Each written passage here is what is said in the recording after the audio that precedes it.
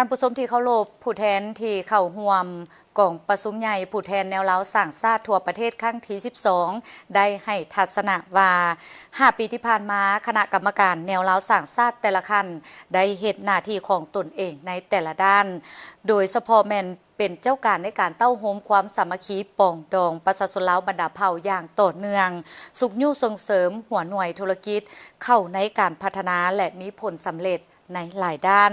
ภายหลังสำเร็จกองประชุมใหญ่ครั้งนี้แมนจะฮีบฮ้อนนำเอามติของกองประชุมไปจัดตั้งปฏิบัติอย่างฮีบด่วนเข้าในเวียกงานที่ตนเองรับผิดชอบติดตามได้จากรายงานในโอกาสที่ผู้แทนได้เข้าร่วมกองประชุมใหญ่ผู้แทนแนวเล้าสร้างชาติทั่วประเทศครั้งที่12ท่านคำไลปัญญาคูณกรรมการศูนย์กลางแนวเล้าสร้างชาติได้ให้สัมภาษณ์ต่อทีมข่าวโทรภาพแห่งชาติลาวว่าคณะกรรมการแนวเล้าสร้างชาติแต่ละขั้นได้ถือเป็นปัญหาสำคัญเป็นเจ้าการในการศึกษาอบรมเต้าโฮมความสามัคคีปองดองปลุกระดมคนขวยประชาชนลาวบรรดาเผ่าอยู่ร่วมกันด้วยความสามัคคีมีน้ำใจฮักชาติฮักระบบประชาธิปไตยประชาชนเข้าร่วมปฏิบัติแนวทางนโยบายของพรรคระเบียบกฎหมายของรัฐและเวียกงานขององค์การปกครองท้องถิ่นทั้งประกอบส่วนเข้าในเวียกงานป้องกันชาติป้องกันความสงบเสริมขยายมูลเสื้อวัฒนธรรมฮีตคอประเพณีอันดีงามของชาติของเผ่าเข้าในการปกปักรักษาและสร้างสรรค์พัฒนาประเทศชาติภายหลังที่สำเร็จกองประชุมใหญ่ในครั้งนี้จะฮิบฮ้อนนับเอามติของกองประชุมไปจัดตั้งปฏิบัติอยู่แขวงของตนรับผิดชอบจะได้เอาเนื้อในจิตใจของกองประชุมในเวลาสังสรรค์ครั้งที่12ครั้งนี้เพื่อไปเผยแพร่พันธุ์กระจายในแขวงเชียงกองของพวกข้าพเจ้าเพื่อให้ปฏิบัติตามแผนพัฒนา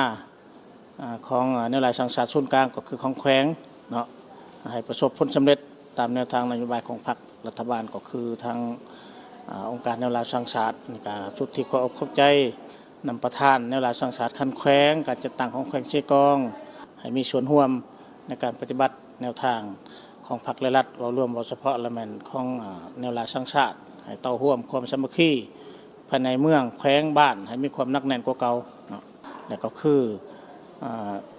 ประธานคณะกรรมการแนวราสังสรรค์คันศูนย์กลางที่ว่าได้มีความเอาใจใส่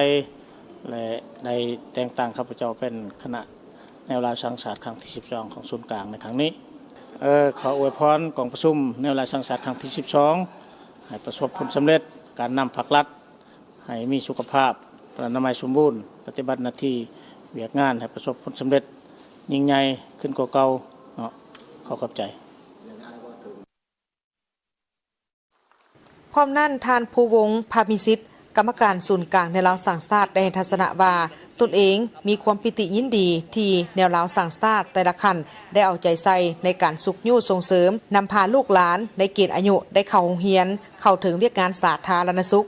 สิ่งสำคัญเป็นได้เอาใจใส่ในการสุขยู่ขบวนการสร้างครอบครัวบ้านและเมืองสามัคคีปองดองติดพันกับการพัฒนาชนบทและแก้ไขความทุกข์ยากตาม4เนื้อใน4คาดหมายโดยพร้อมแล้วที่จะให้การสนับสนุนในเวียกงานแนวเล้าสร้างชาติโดยเฉพาะแม่นความสามัคคีปองดองบรรดาเผ่า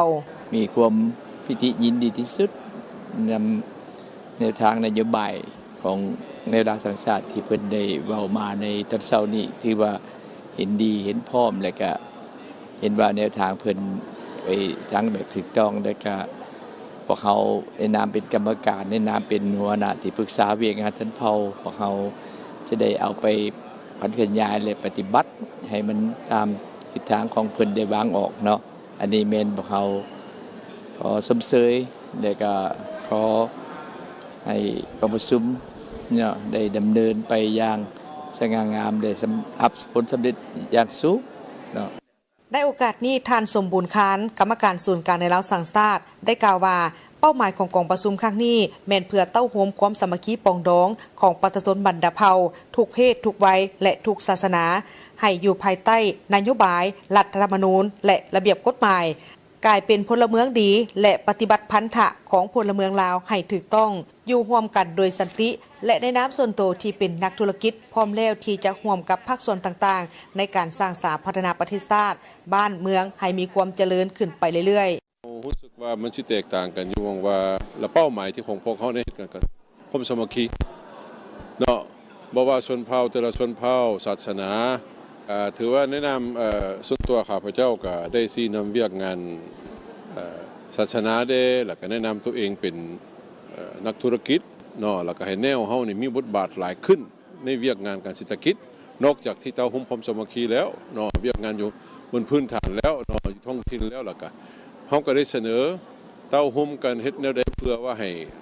เฮาได้ไปช่วยเหลือด้านเศรษฐกิจพร้อมเนาะก็ถือว่าขอพ้นใจให้กองประชุมของเฮานี่มีความสำเร็จตามที่เป้าหมายแล้วก็ขอให้การนำพรรครัฐเฮาที่ได้มาร่วมก็ให้